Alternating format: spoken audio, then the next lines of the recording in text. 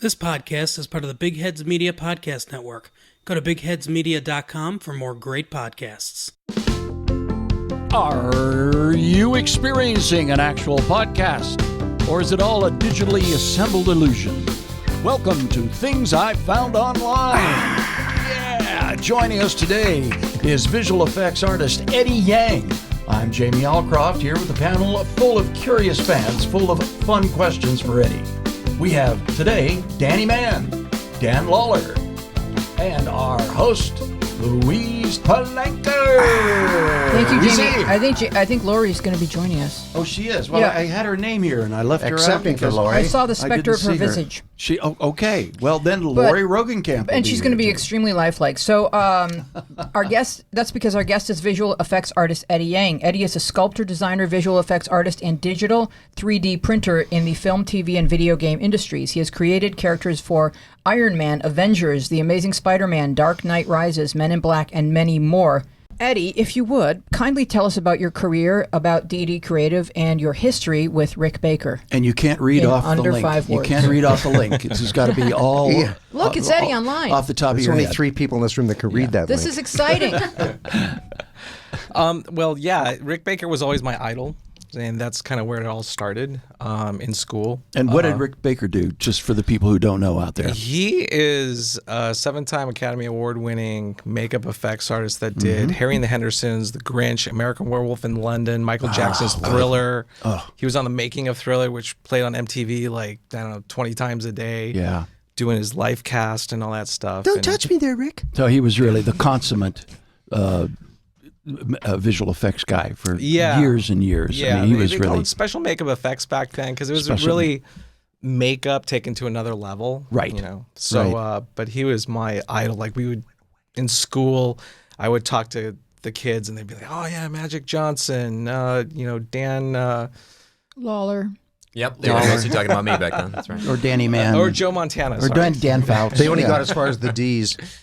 Dan Fouts is what. But and I would say Rick Baker, and they'd be like, "Who?" You know. So he's kind of who did he play for? the Michael Jackson Thrillers. Like, But the point is, you grew up and you got to work with your idol. yeah, absolutely. that's And he thinks Wonderful. you're cool.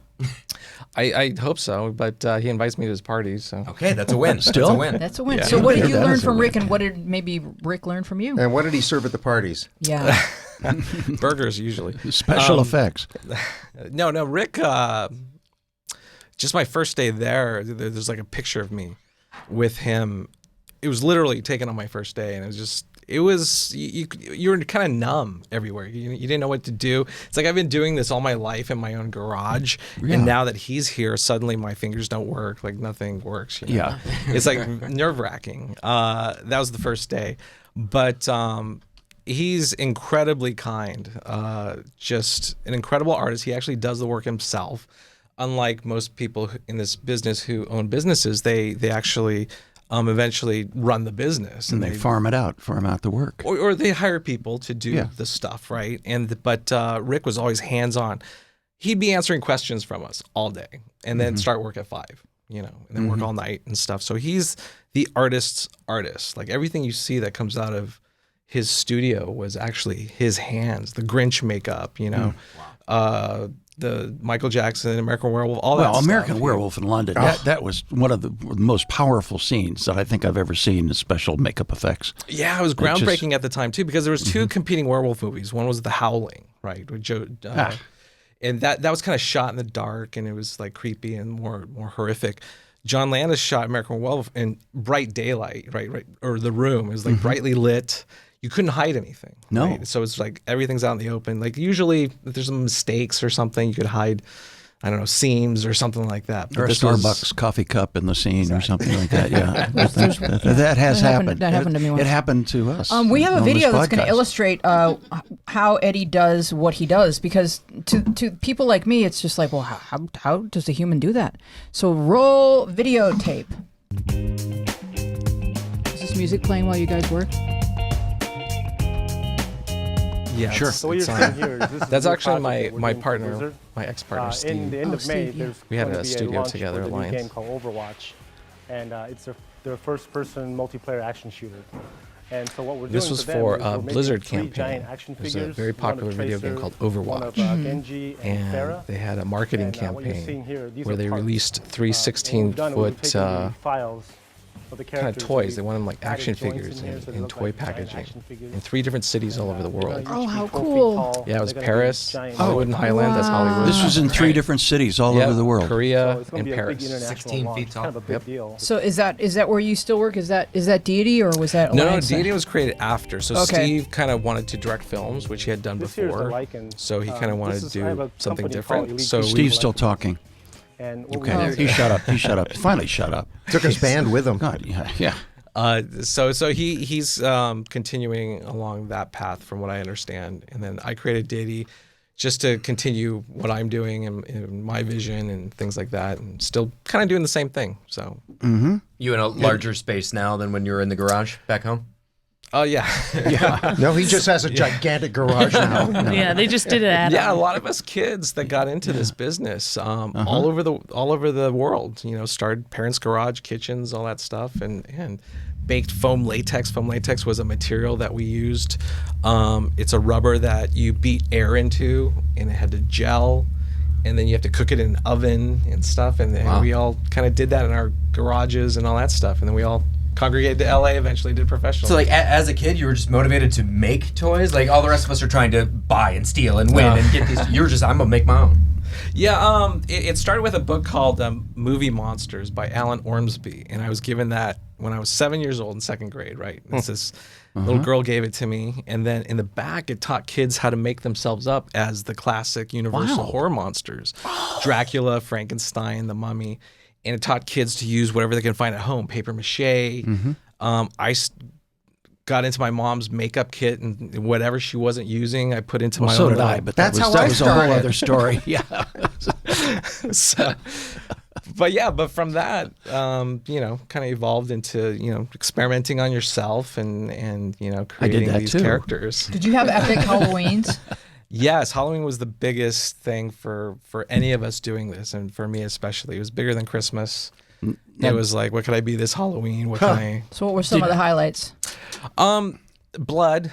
Like when I learned how to make blood, it was incredible the reaction you'd get. So all you got to do is just dump some blood on yourself, and your mom would just freak out. And it was Bullet awesome. holes? Did you discover I wasn't bullet quite that holes? advanced yet, but just dumping blood on yourself gave me a pretty good reaction. Well, I have to ask you because I saw a lot of monster magazines when I was a kid too. Yeah, famous but monsters. I never knew that I could do something like that, or that Did you have friends that were a support No, team? no, I Or you wish. you were just this this nerd little- kind of guy in a garage. Yeah, doing this little weird monster Asian nerd faces. kid that, it's like Asians weren't popular in Hollywood back then. I had a friend in school whose dad worked on Little House on the Prairie. John Eads, his father was Hank Eads, who worked as a makeup artist, right? And I was Cool. like, that's the closest I could come. They didn't have a lot of monsters in that No, show, but the though. I don't special know. effects were amazing. They all look tiny and white. It was amazing. Special effects. But he was a The makeup house artist. This was is so close. little. And James Earl Jones was the father, which not many people know. Is that true? Yeah, Who? James Earl Jones. James Yeah. Earl Father He was the father. of Michael Landon? Yeah. Or he was God? Yeah. Little house on I the thought prairie. Michael Landon was God. CNN started on the prairie. So I have some questions for you. This one came in because word is out that you're here on the show. And Connor wants to know about the future of 3D printing and file sharing. And I guess you guys use 3D printing. And Yeah. So are there files available online where people? It's kind of open source. I guess people use Thingiverse or Umagine. And what are your thoughts on that? And what do you think the future? And what holds? exactly is 3D printing? Yeah. Yeah, so for instance, we would sculpt things in clay, like the old way, right? Old school, using your hands and all that stuff. 3D printing uses a digital file, digital modeling, right? So in a program like ZBrush, Maya, CAD, many consumer things like phones, probably these mics or these things were made in a CAD program in 3D. So you can spin in 3D, right, and see this object, much like you can spin or look around a sculpture. So, but all it is in the virtual digital world, right? So that file becomes ones and zeros, right? And that gets transferred to a 3D printer, which much like a 2D printer that kind of goes back and forth, except this goes back and forth and up. and it lays down plastic, right, instead of ink. So you can think of the ink as plastic. So as, let's say you're printing a cylinder, you'd go back and forth, and then it would drop, back and forth, and it would drop. And then all of a sudden you'd have a 3D object. So it's basically something you build in the computer, and then you can print it into real life. And now you have this model. But with the computer, you can make things absolutely symmetrical. You can do so many things that would be very hard to replicate in clay, right? So, for instance, exact symmetry. Let's say Robocop, right? The suit from Robocop back in the 80s was all hand sculpted out of clay. Incredible, beautiful, much similar to how they do cars, you know? I think they actually got a car sculptor on that. But in 3D now, you press a button and it flips it over so it's exactly symmetrical. Unlike clay, that is still done by hand, but now it's exacting, right? You can create parts that fit together exactly the way you want it. And you don't have to wear the goofy glasses, right? No, that's virtually. Can you? As You an can artist, if you want, though. Yes. as an artist, do you have? Does somebody program that for you, or do you have to learn to program it with the It's ones up to and you. zeros? I wanted to learn it myself so that I could. So is that create- coding? You had to learn? No. The coding would be creating the software that interfaces with you. So what I mentioned, ZBrush, Maya, or a CAD program. Those are created by coding. Yes. Yes. And then he just uses the program. like for instance, ZBrush is very similar to sculpting clay. They actually talk to sculptors to develop that program. So you use a computer, and Yep. you sit in front of the computer, and it will, if you put the cursor or different places, it will spin It's it. a Wacom tablet, you know. Oh, and you tablet with a can do pen. it on a tablet as well. Yep. Yeah. It actually is preferred. And it like looks like clay. It's really cool. Yeah. Like, you're You can yeah. push, you can add. You Yeah. can you can make a virtual dreidel. Yes. You don't have to make it out of clay. Yes. I once dug a hole in Roller Coaster Tycoon. Is that similar? Maybe. I have to That's understand what that is. fascinating. Do you miss the hands-on? Absolutely, and I getting still in have there? that. I'm kind of like a hybrid artist where I came from old school and I transitioned to digital, so I can always go back. And there's something kind of cathartic about moving clay and stuff. I actually have imagine. sculpted recently. I didn't realize how many muscles you use. You know, my thumbs hurt, my shoulders hurt, all this because I'm sitting at a computer usually these days. Jamie and I get that sculpting. just waking up. Yeah, I'm aching just listening to you. So it sounds like you're someone who wants to attack every aspect of what you do because you're passionate about it. So if it's going in a new direction, you want to go there with it. Absolutely. But yeah. because you've been in the older directions, you understand the new direction more thoroughly. Absolutely, yeah. It's very similar process, and with digital, much like it has all over the world in manufacturing and all that type of stuff, it's created shortcuts and better products and a smarter way of creating things. You know, everything before now looks labor intensive. You know, it looks like chiseling marble. You know, by comparison. Yeah, but amazing. With digital, it's so much easier and it's more precise. It's like, how could you not want to kind of go in that direction, you know? I've kind of got a bigger picture question for you. Because kids are all on the internet and because kids know so much about movie making now and all this digital stuff, all the trickery is common knowledge. People see videos on it. It's talked about. It's kind of open secret. Does that kind of ruin the element of jaw dropping when you go to a movie and go, oh my God, how did they do that? Because kids are going, oh yeah, I saw, like they've seen everything in something else before. It's all kind of somewhat derivative of other stuff in the current phase of it, of special I effects. think maybe for those kids it might, but I think the general public are still wrapped up in the daily news. Like they don't really care so much about what's going on. Like I think most people still go to the movies to escape. Right. And they're probably paying more attention to the story.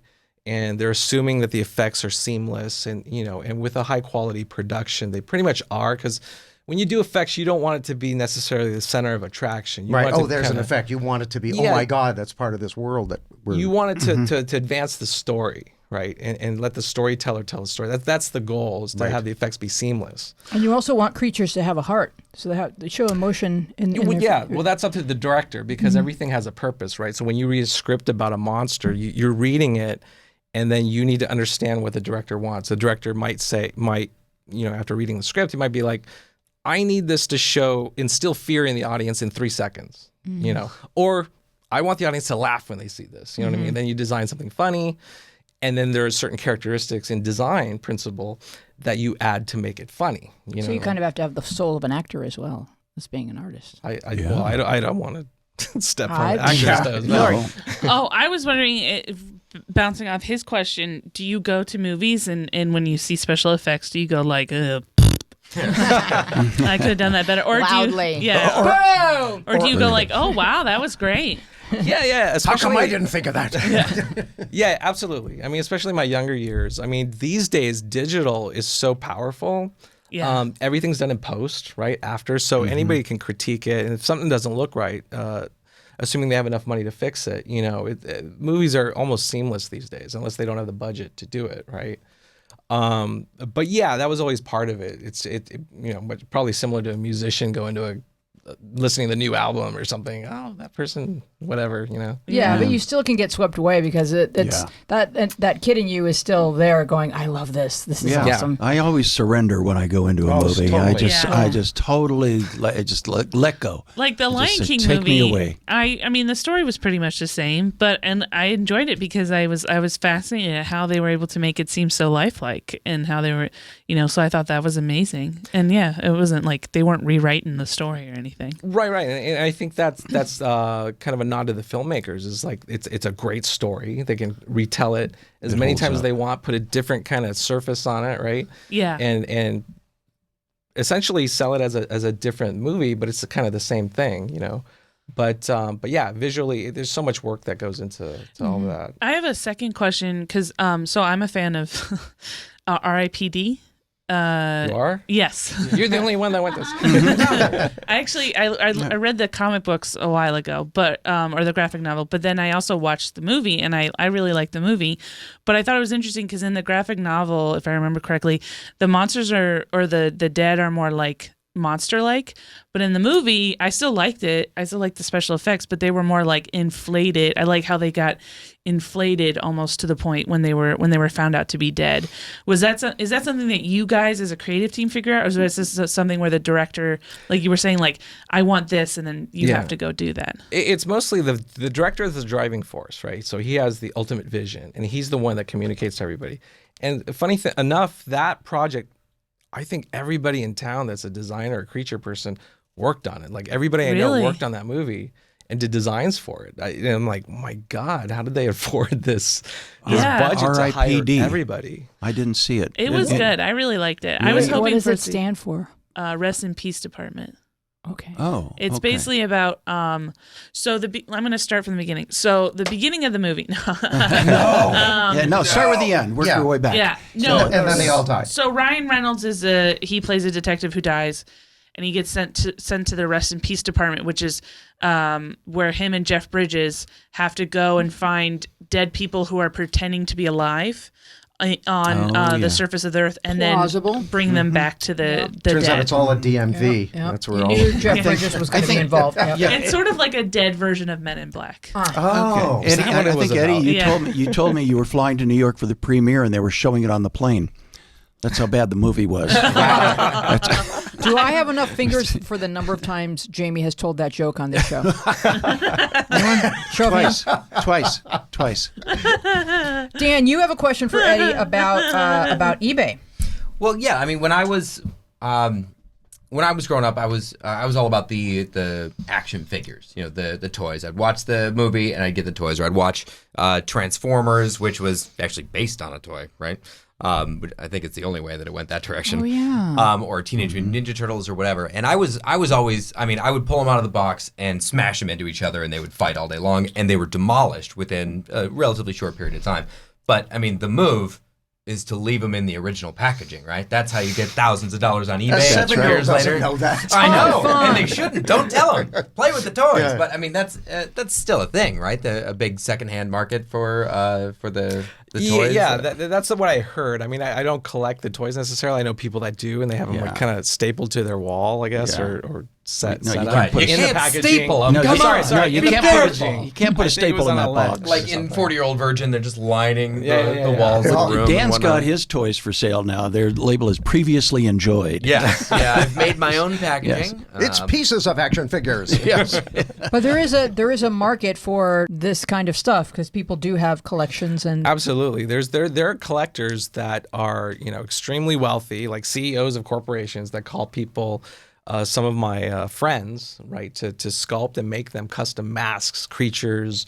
I don't know, sculpt me a completely accurate predator, or something like that. But so they're all over the world. I saw recently on YouTube there was I kind of got to see where all this stuff goes. It's one collector, and he showed his attic or something. It was just packed, like shelves full of all this stuff, and I was like, "Wow, this is where."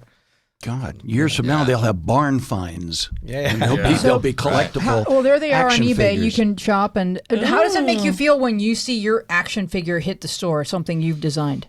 Oh, it's really weird. It's cool, and to tell you the truth, sometimes you're working on it and you can already kind of see that.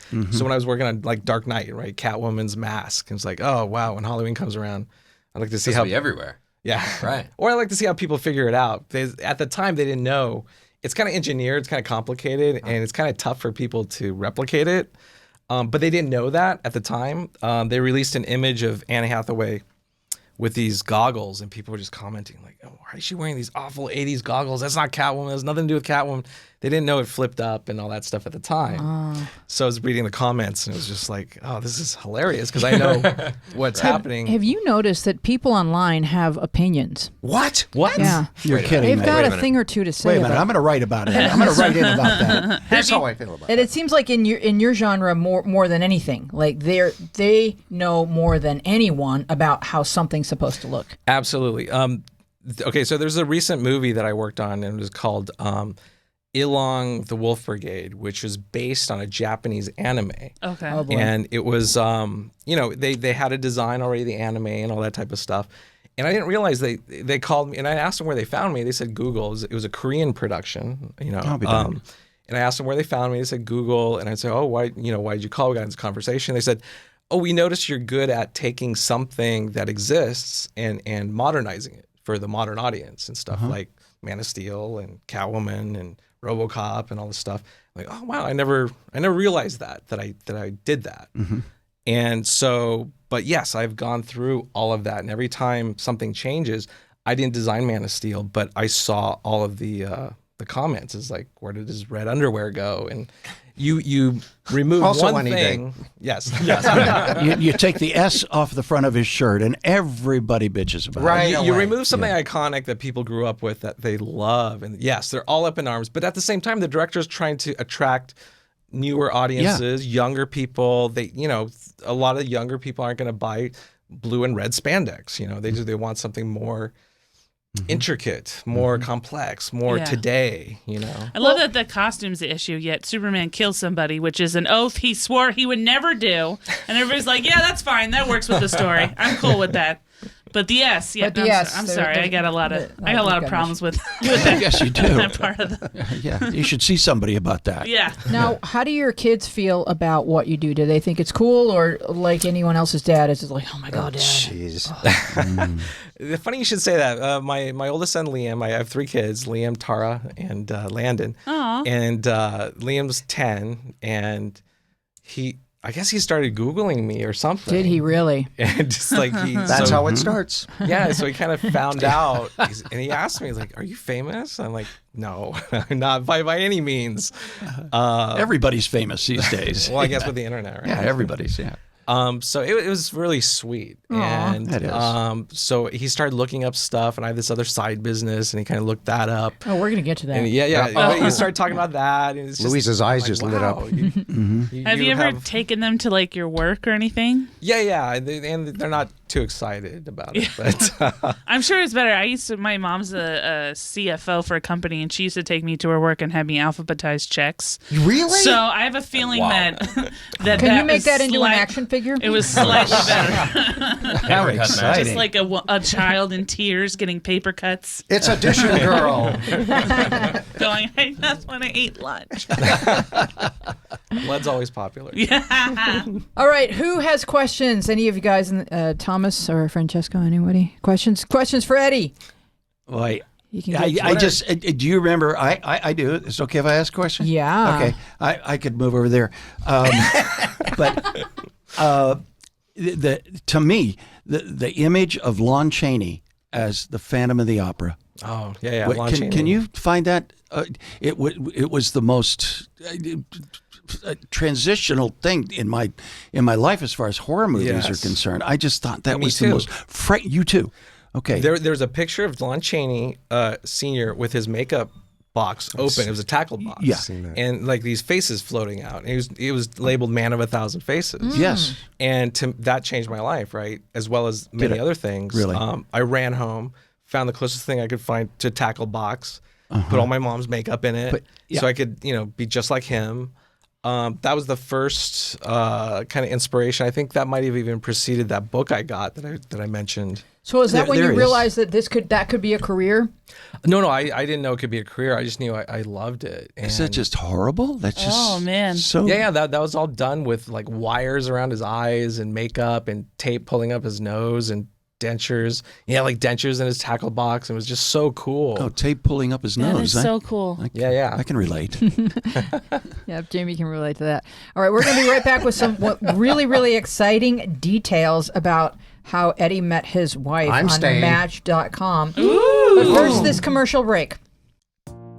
In 1957, Laika became the first animal to orbit Earth. What kind of animal was Laika? What is the only team in the Big Four North American sports leagues which shares its name with one of the Avengers? And here's one more question for you. Are you the type of person who enjoys playing trivia games, learning new things, and having a bit of fun along the way? If you are, or if you just want to find out the answers to those other questions, then our podcast, Quiz and Hers, might be right up your alley. Each week, one of us writes new trivia questions for the other person, covering everything from science to history to pop culture to sports. And every question in a game relates to some theme, like Game of Thrones, Internet memes, sandwiches. or animals in space. Some of the themes make more sense than others. So if you like trivia, learning, or real couples testing each other's knowledge and patience, check out our podcast, Quiz and Hers, part of the Big Heads Media Podcast Network. Quiz and Hers, the trivia podcast where we test each other's knowledge and the strength of our relationship.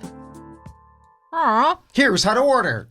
I like that show. All right, Eddie uses the internet to feed and foster his many hobbies and interests, including grappling, art, investing, entertainment, and social media. He met his wife on Match.com. We very much need to hear this story. Do tell. Yes. That's how I met your wife. Hopefully not at Backpages. No. He put her on Match.com. Match.com. So you're scrolling. So I was divorced, right? I had That's a a good divorce. good place to start. Right. Yes. Because being married and finding somebody else That's would not good. probably be bad. Yeah. Are you on that website again? And the internet dating was kind of just starting. When I met my first wife, the internet really didn't exist for That dating. was fax machine dating. Exactly. That was, in the early days. But and it was still kind of taboo. It was kind of like, oh, you can't find a date, kind of at that time. So I started, and it was a website called One and Only or something like that. And I just tried it out. And as I thought more about internet dating, I just thought this makes complete sense because there's 7 billion people in the world. If you divide that in half, how are you supposed to meet 3 billion people? You find a match. Find your soulmate. Yeah. Right. So you use math and computer algorithms and stuff, and it makes total And sense. cologne, a lot of cologne. A lot, yeah, absolutely. You have to use more. It's on the internet. I used to think the same way, and now I find it even weirder that there was a time when people would see a stranger and go, I'm going to go and interrupt that person's day Life. and talk to them, Right. even though they have given me no signal that they want me to talk to them. Yeah, you have to open with, are you a non-smoker? Yeah. And it's like I would rather meet somebody than have somebody walk up to me and be like, hey, what's going on? And be like, oh God, now I gotta pretend to be interested and then figure out a way to say I have to go to the bathroom. like it's just like right. Or you meet the person and I'm married, or I'm dating or somebody, and you don't know anything about them. All right, so you're scrolling. So I basically, digest. My philosophy was, this is a great tool. I'm gonna treat it like a job, And so I went out and dated as many people as I could to find the right one, and actually ended up in a few Humble brag. relationships. Excuse me, sorry. but literally, it was work to go out, and I knew it was work for the woman because getting ready and making the plans and all that stuff. But can I just tell you, the people that are successful at online dating approach it the way that you approached it. They're very serious about it, Absolutely. and they work at it. Mm-hmm. I even started a spreadsheet, not to be like a womanizer or anything, because you meet so many people, you can't remember. And then when they start telling stories, they realize, oh, you're dating many people because I've told you this before and things like that. So I want to be really good at it, right? So I started being organized, right? So I started. You started a fantasy league. Because that was my goal. My goal was to really meet the person. So you were dating all these women, but then what was it about your wife that sort of made you go, okay, I'm going to focus on her? So the first time I met her, she was very open about everything. I mean, I had actually been sick, and we were supposed to meet, and then I was sick, and I didn't want to, give her sick, and I didn't want her to think it was an excuse either. And she trusted, and we met a week later. I mean, that was like a little tiny sign, It's like, okay, she believes, And then we met, and then we just had a great conversation. I mean, the first time I saw her, I was just like, wow, you don't look like your picture. You look better than your picture. Wow. I need to talk to you about choosing You the right photos. look better than I knew your wife long before you did, because she skated for my wife in one of her ice shows. Oh. And when Joanna skated to Fever, I mean, there Peggy was... Lee? Huh? Peggy Lee Fever? Yeah, well, it was Peggy Lee, I think. There's been so many covers of it. Boogie Fever. But it was, I think it was Shaggy doing Fever. No. Saturday night? Yeah. I'll take Fevers for 100, Alex. It was unbelievable. What a skater she was. Oh, she's an ice skater. That's awesome. And did her being an ice skater, what did you think about that on when the you read spreadsheet? that? Is that good? Yeah. On the spreadsheet. Actually, it was on her profile picture, but she was doing the weird pose, and her legs weren't shown, so I didn't know she was an ice skater. I thought, oh, maybe she's a backup dancer or something. I didn't know Or an amputee. Maybe both. But then she revealed she was a But figure on ice. skater. I was like, oh, that's kind of cool, and she was very open and very honest, and that's what I loved about her. Yeah. Like How at the cool. time, I was a big Howard Stern fan, and what I love about Howard Stern is like everything's so honest, That's brutally honest, no matter how cringeworthy or whatever. So I was really kind of latching onto that honesty part of it, and she would tell me things that you wouldn't tell people on a first date or something like that. And I don't like what you're wearing there. Or that's kind of, and it's just this, wow, she's so open, So that proceeded on to, and we were both kind of dating other people, and I was giving her advice actually, and we became kind of friends. And she mentioned, man, if this guy doesn't make a move, we're just going to be in the friend zone, because it proceeded to multiple other dates and stuff. And then we realized, she came over to my house once, saw my family pictures on the wall, and she's like, hey, that's Uncle Charlie. I'm like, oh my God, are we related? Oh no. That was like weird. And then I'm like, no, that's my dad, but this guy's name is Charlie. And he goes, oh yeah, that's Uncle Charlie, and that's his wife, Close Margaret. And I'm like, call. oh crap. Yeah. So we found out that our parents actually, and my uncle, they were my uncle and aunt, actually played mahjong together. Mahjong is like the Chinese version of poker. Oh, now you're in. Well, that's not like Now you're not like interbreeding, though. No. For mahjong, no. It was close. It was very sweat-worthy. All right, we're going to move on to another topic because I left a lot of people hanging on this. One of your passions, and you have many, but Yes. one of them is grappling. Yes. Now, do you grapple with issues or All the time. people? I grapple with my many hobbies and interests. So what is grappling? So grappling is what I'm specifically into is called Brazilian Jiu-Jitsu. And it's Sure. basically, it's a way for me to keep fit, right? So you have mental, you have physical, you have all these different things going. What I love about Brazilian Jiu-Jitsu is the product, the after effect is you are fit, but it's not because you're running and you're pushing yourself at mile 30 to keep going. it's because somebody else is trying to choke you Yes. or do an arm bar or something. So Yeah. you're moving constantly. That's a workout. Yeah. Yeah. So Attempting to remain alive. Fighting for your life. But great Exactly. exercise. But it's an do it incredible enough. lifestyle, and the philosophy behind it and what you learn, like, as with most martial arts, you know, the camaraderie you build and all that stuff. It's pretty incredible. It's a very healthy lifestyle. There's, surfing involved, eating healthy and all that stuff. So you can be competitive.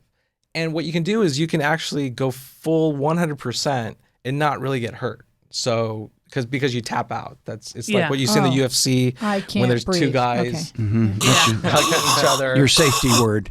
yeah. Yeah, you Yeah, have you a have a safe safety word. What's word. that noise? Safe. So, Now, because of grappling, you invented something to protect fingers. Yeah. So we grapple what it's called within the gi. Okay, so the gi is the okay. kimono that you wear, like in karate or something you'd see in judo Yeah. or something.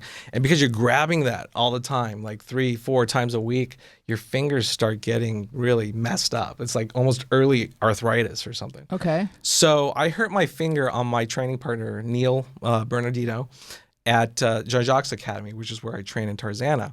And I told him basically, Is that Neil? no. That's some action model. I figure think I of can Neil. take him. Take him home. No, I don't need to take him out. I don't think my husband will get along with There it. we go. with That's him. the All right, product. so that's the product. finger thing. Yeah, Okay. the finger sleeves. Oh, Actually, I like that. Russell Ludigear. Peters, the Well, comedian. Ludigear. We go to ludigear.com. Yes. Yeah. Russell Peters, the comedian, actually uses it and mentioned it on Joe Rogan. Really? Yeah. Cool. Oh, nice. But basically, I injured my fingers on Neil, and then my orthopedic doctor taped my fingers together. And then I'm like, I don't want to tape my fingers every time I train. So because I do, specialty costumes and all that stuff, I just took some neoprene. I asked this girl that worked for me at the time, Vanessa and Ina, I said, hey, can you guys sew together this little sleeve thing? And they did. And I wore it to class, and there was a lawyer there. It's the best networking thing ever. If you're in Hollywood, join Brazilian Jiu-Jitsu. Yeah, when your foot is on someone's neck, they get real chatty. Aston Kutcher does it. Keanu Reeves does it. Demi Lovato. okay, I'll hire you. Get lost. I'll sell your product. But yeah, So, yeah. basically, I developed this prototype. Somebody said, hey, if you don't market that, I'm going to market it. I went to the guy that injured me, Neil, and I said, hey, you want to start a company? This Neil. He said, sure. Are you? Who's your favorite fighter right now, or do you have multiple fighters, or are you not really interested in that? MMA? In MMA. Oh, MMA. No, that's different. No, yeah, we watch MMA a lot. It's all connected.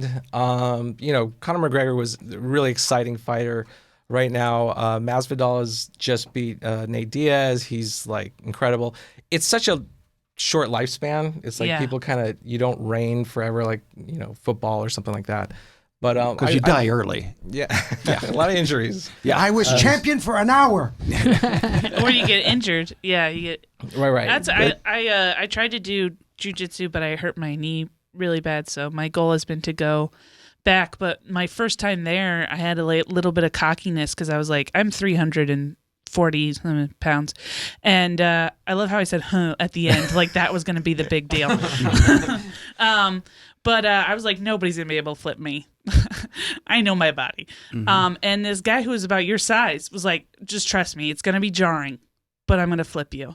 And we were on the ground, and he literally takes me and flips me over. And as it's happening, I'm like, what the hell? And it's just like, that's when I learned. That's why I love jiu-jitsu, because it's all about like pivot points and stuff. That's it's why all and leverage. physics. Yeah. Leverage, It's all smaller versus larger and stuff. Yeah. But these days, there's so many athletic people, just like bodybuilders, getting into it, and they're doing very well. So there's athleticism to it as well. The product that you invented there, is that for when you have an injury, or is that an injury People prevention? use it for both. We've gotten so many emails from people that like have arthritis, and they've given it to their mothers or something. Yeah. Because it's neoprene, so it's warmth as well as compression. And we didn't think about other people other than jiu-jitsu people. But yeah, they wear it for preventative. They wear it. There's some surfer guys that got cut on their finger. They wear it. We've gotten letters and emails from so many people, which I never expected.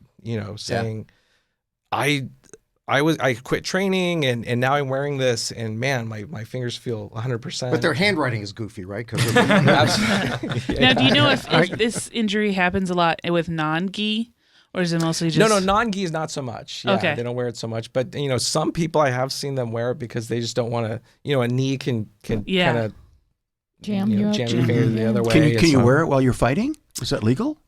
Oh yeah. It's been in tournaments and everything. Okay. Yeah. How large of a weapon can you fit inside? Yeah, exactly. You can put glass in. A switch- razor. Good, A little good. switchblade. Uh-huh. one note that says, "Please let me win"? All right, Eddie. Now, if you would please talk about your passion for art, because you sent us to a website called Brush Central. Yeah.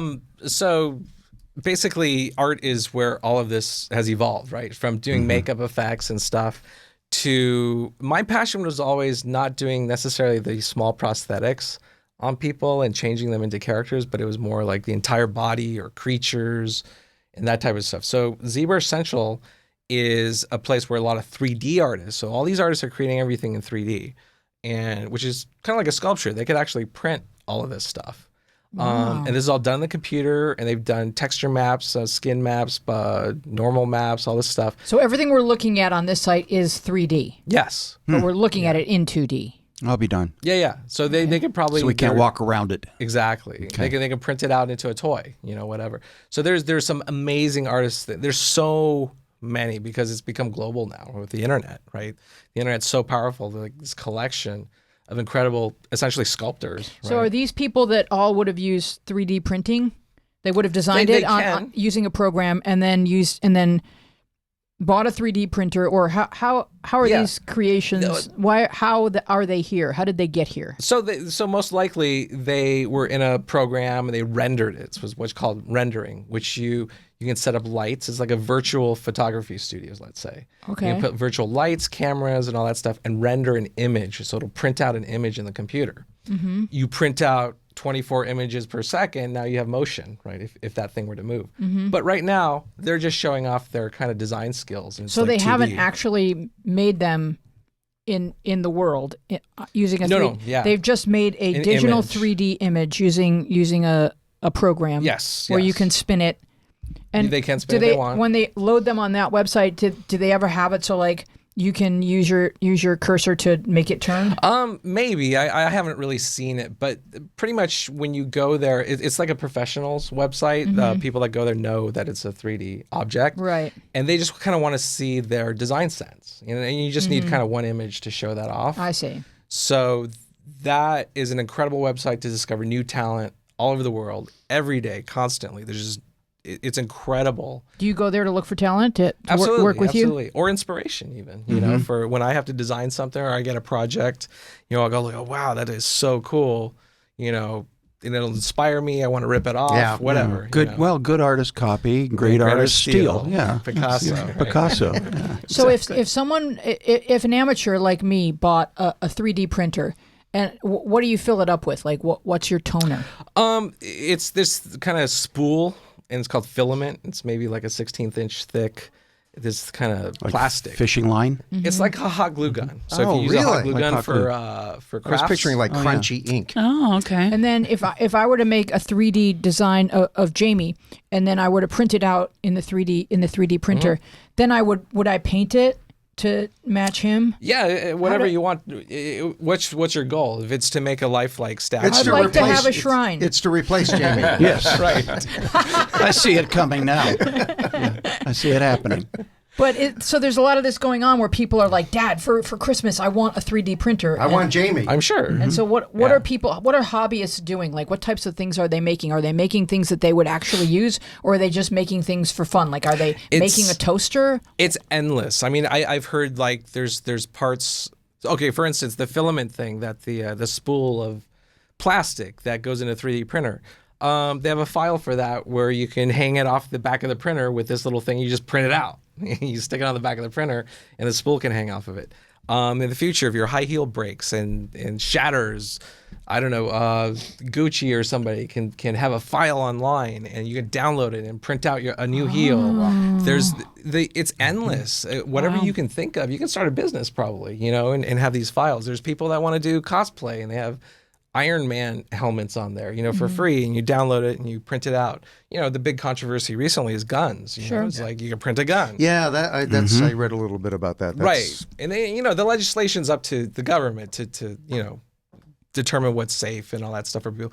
But, you know, technology is just, it's always going to advance. Cloning, you know, what are the ethical, you know, laws for that and so on.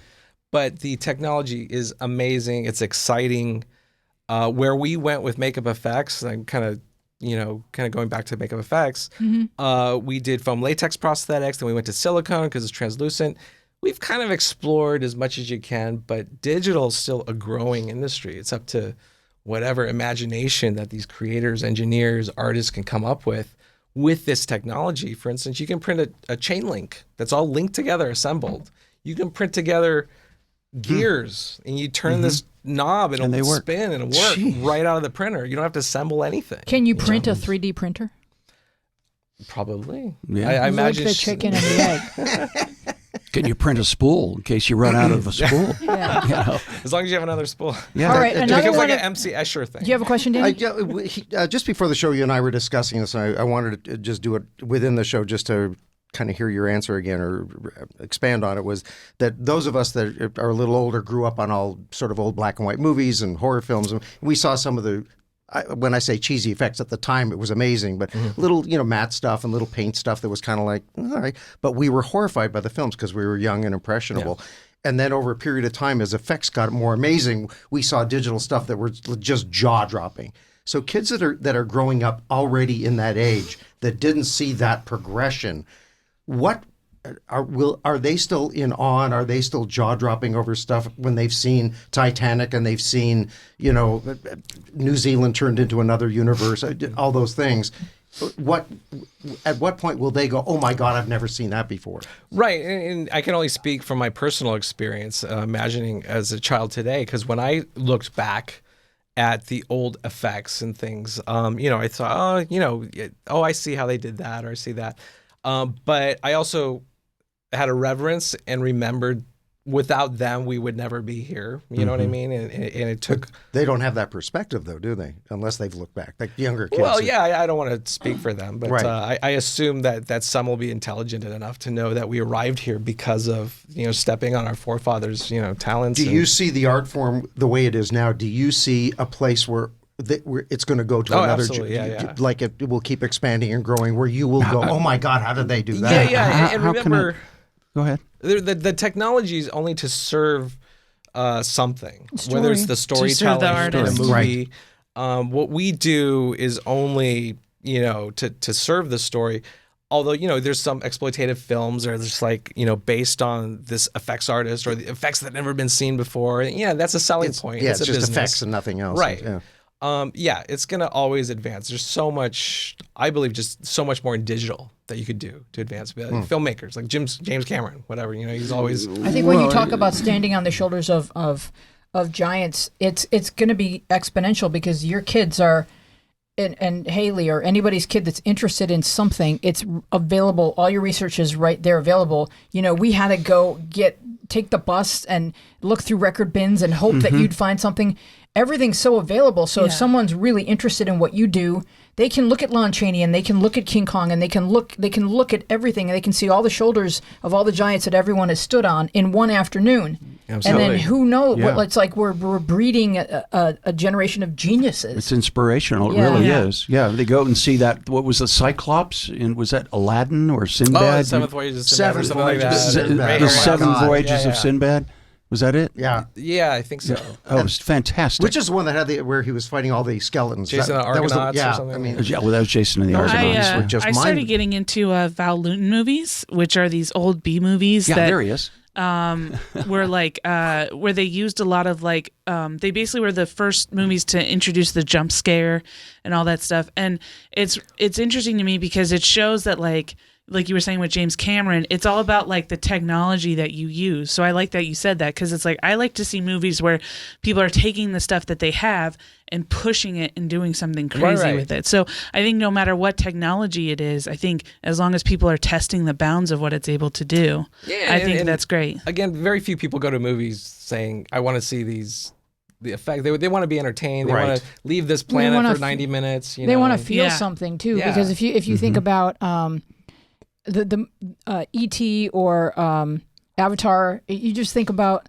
I like to look at creatures that are feeling things deeply, the way the way humans feel things. And so the emotion. when you can represent that in something that you've created, I think that's genius. Yeah. It is genius. Absolutely. And then that's why we do it too. It's like Yeah. you mature as I was always saying, like the blood and stuff. That's like What are young artists. What are 3 or 4 of your like favorite films that incorporate this art form? Oh, okay. Yeah, I have plenty that don't. And they can't be ones that you've worked on. No. No, they can't. And none of them can I'm start kidding. with R. The Thing comes to mind. That's Rob Bottin's 1982. John Carpenter. I love The Thing. Yeah. John Carpenter directed. Right. It's like an effects kind of mecha kind of movie. Just do you like the So original? many artists. Yeah, that was a little cheesier. Right? It was because it was so simple, but it was like, 50s, as a kid, it was just mind-boggling. Yeah. But when I saw the remake, it was like, whoa! Right. American Werewolf in London. Just best. he was my idol. I eventually worked for him.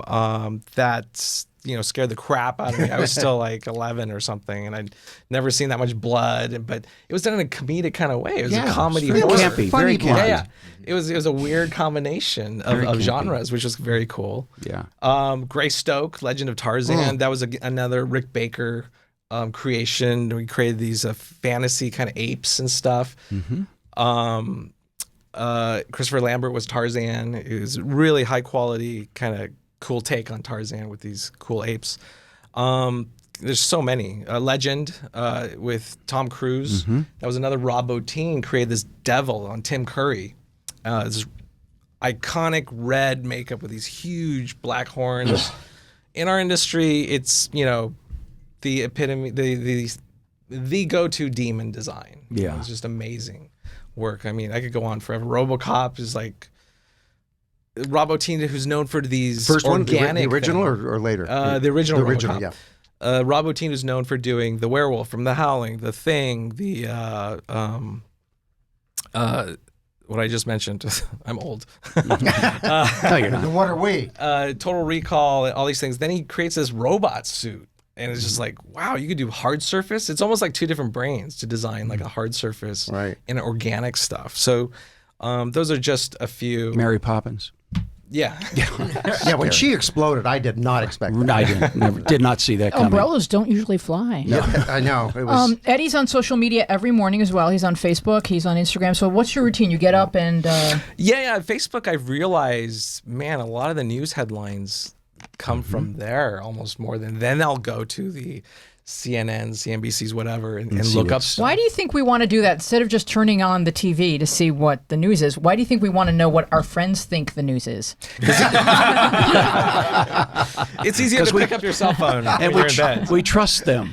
Yeah, there's a trust level there. No, I absolutely, like, any celebrity that died, the first thing I'll do when I see my phone is just like, oh, somebody passed and one of my friends had posted something or somebody I know. Well, one of the things I've noticed is like what's Twitter trending is either like someone has died or people think they're the Masked Singer. Yes. Right. And you have to Or click. both. Like, oh my God, no, Gladys, no. Oh, okay, yeah, she's the Masked Singer. You're going to have an epiphany if one of the Masked Singer dies. Right. It's gonna be Yeah. crazy. Yeah, that's In just going to costume. be double decker. I remember when Charles Manson died and he was trending. He was never the Masked Singer. He was not. But a friend of mine was pretty sure that he had entered the Alabama Senate race. Why is he trending? So there's an opening. All right, so Eddie, talk about your fascination with death because I think it's really interesting how you got there. And I also think that it's kind of it's human. Yeah. And I only bring it up because this is a website-based, show. And for people that don't know, and probably a lot of people do, it's out there. It's horrific. Don't go there unless you have a strong stomach. We're not going to go. But it's, yes, I have a fascination with death, I think, as much as anybody else does, and to basically, I saw a car crash and when I was younger and, I saw the whole thing. There was like the victim was in the back seat. They pulled him out. And I'm like, I just thought, could I ever help somebody if their leg was missing or something? Could I do a stint and, take their belt off? And I was supposed to be a doctor, so I was into like anatomy books early on. I had seen several corpses. I went to go to medical school. So as an artist, I want to know anatomy. So I've seen a lot of corpses and stuff, although not bloody. And it's very different when it's bloody and it's very different when it's violent. So the thing I get out of it these days is you hear a story in the news, okay? There's a death on the 405 or something. And it kind of just goes by you. It's over. But when I go to a site like this, it reminds me how fragile life is. It's so, human beings are just like this soft, mushy, fleshy thing. I'm working on it. In skeletal structure encased, but it's so fragile. We're so fragile. You hear about a bombing in a mosque, and you don't realize how horrific it is until you see the images. It's very different because the news will never show that in this country at the moment, and it's because people are horrified. It's terrible, but when I see it, I'm reminded constantly, and I'm like so thankful for my life. I drive more carefully. I don't want to visit certain countries. Do you use your turn signal? Yeah, all the time. Good. Especially after those It's sites. always on. Good bless you. Yeah, just to be safe. Yeah. Just in case. The eventual right-hand turn. Would you turn already? I actually drive in reverse, just so that way everybody sees me. Yeah, you got those extra lights on back there. Yeah. Well, you need to go to the site then.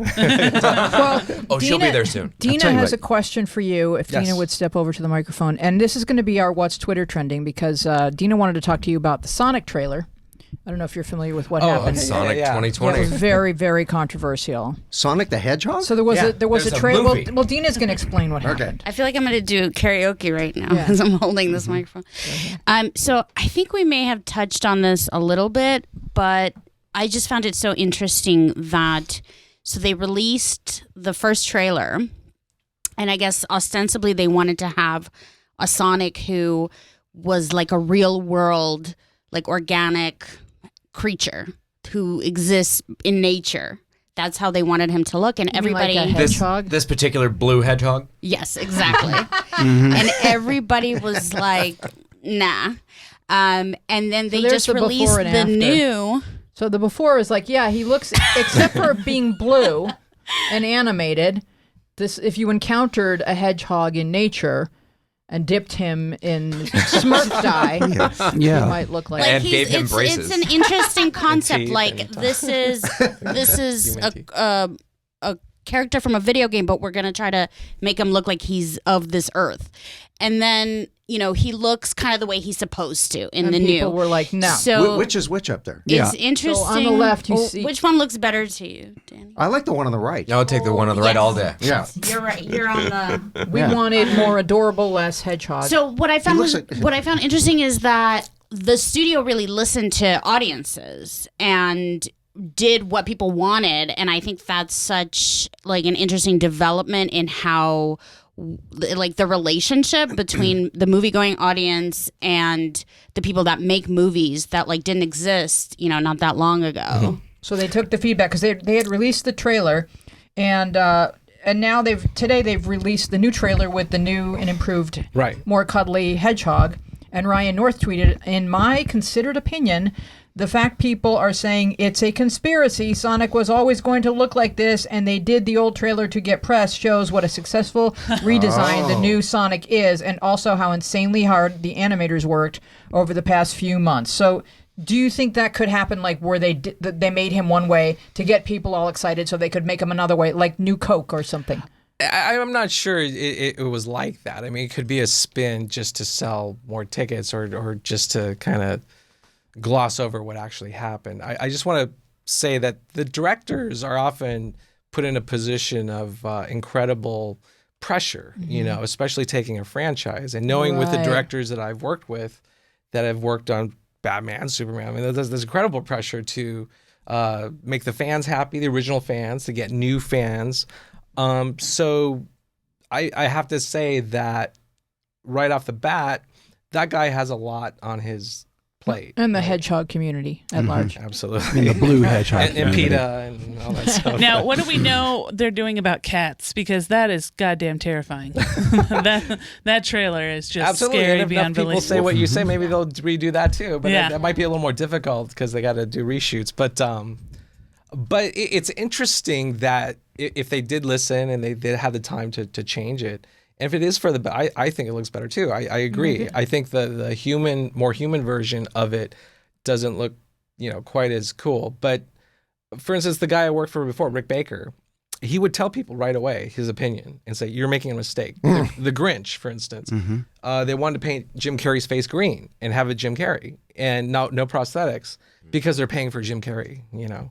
Rick said, no, this is not the Grinch. This doesn't look right. You know, you got to do the prosthetics. So he actually did this whole kind of fake online Ain't It Cool News campaign and all that stuff to get people to say which is cooler or not, and they actually unanimously. So that might actually be the first time where, you know, public opinion kind of had a say. But he did unbeknownst to the filmmakers. But I think everybody agrees in hindsight that it was the right the Grinch decision. is so good. It's so good. Well, I mean, there used to be like focus groups, right? Like that's what the industry relied on, and you hear like all these Hollywood stories from like the filmmakers, like they showed this to like this tiny group of people that weren't reflective of like the audience we wanted. Sure. And they messed up my movie, and like now that there's this like a giant focus group of the internet. Right. Then maybe like those kinds of things won't happen. Absolutely. Maybe? I mean, because look, working on a film, it's easy to be the guy below the line, as we call it, right? And to make fun of the producers and drag, they don't know what they're doing. They're investing hundreds of millions of dollars into these things that can destroy a studio with one bad decision, right?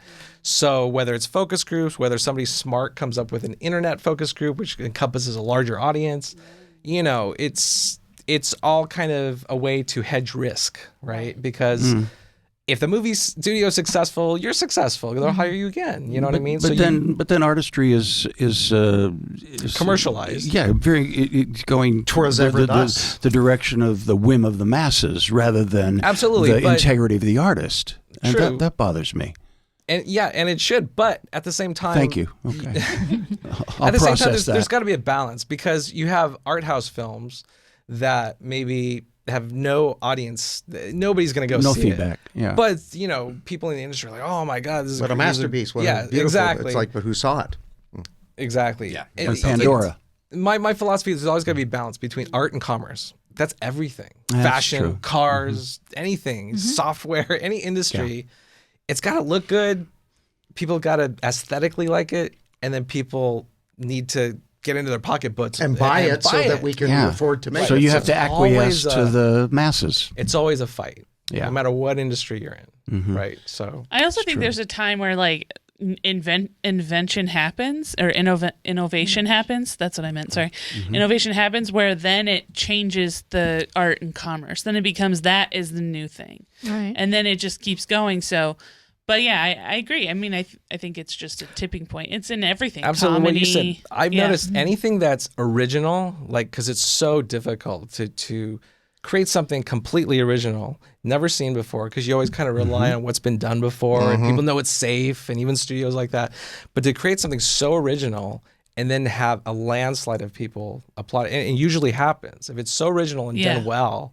I mean, even James Cameron's career, you know, is like he did the Terminator movies. Yeah. Took Alien sequel in a different direction. Alien movies were Abyss, amazing. You know, he was this kind of crazy on steroids, action-filled guy, and you know nobody had ever seen him before. And before him was like Lucas and Spielberg, right? Yeah. And then now it's this, wow, who's this?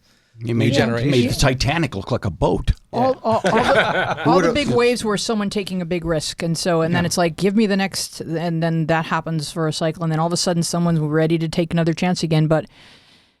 Like you're right, there's always going to be a fight or a balance war between art and commerce. And absolutely. Hopefully, the internet is helping us all, you know, find a spot where we can meet. I think it'd be brilliant if somebody, because the internet's so powerful and you have so many voices and opinions out there. It would be great for somebody to be able to harness that and do I don't know. I'm sure they have already. You know, some kind of internet focus. I think there's all kinds of stuff. There's got to be fake internet. Twitter itself is a very unfocused group. Yeah, that's a good point. What are you working on now that you can't tell us about? Wait, it's a trick question. A few films that I can't tell you about. But, Wait, is it R.I.P.D. 2? no. Is that one of them? No, it's R.I.P. Straight to video. It's R.I.P. E. Well, I want Right, to thank right. Eddie so much for being with us. Where can we Yes. find you online? Where can people friend you and follow you? deitycreative.com, and then Facebook, which is my name, Yang. Yang. And then internet, IG, Instagram, Eddie Yang Official, and Ludigear Official for all the jiu-jitsu practitioners and fighters out there. Ludigear Nice. Official. Follow us on Instagram. Deity Creative Official. It's also Instagram. So several places. All right. Before we go, chop this table in half. Okay. All right. I want to thank our guest Eddie Yang and our panel, Jamie Alcroft, Danny Mann, Lori Roggenkamp, Dan Lawler, and our tech team is Thomas Hubble and Francesco Damando. Our producer is Dina Friedman. Our sound mixer is John Maddox. Our webmaster is Bill Filipiak. I am Louise Palenka. We will see you next week. Be well, be safe, be kind.